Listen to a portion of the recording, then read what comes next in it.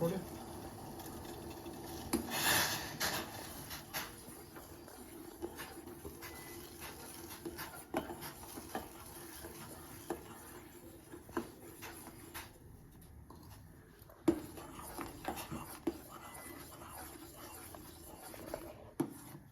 இப்போ தட்டு போயிடணும்.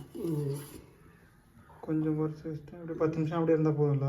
கொஞ்சம் வேகமாக வேகணும்னா கிண்டிகிட்டே இருக்கணும். அதிகமாக கொஞ்சம் வச்சுட்டு கிண்டிட்டு இருந்தால் வெந்துடும். அதில் வெந்துருச்சு இப்பயே. இப்போ தண்ணி கொஞ்சம் சுண்டணும், அவ்வளோதான். வெந்துருச்சு.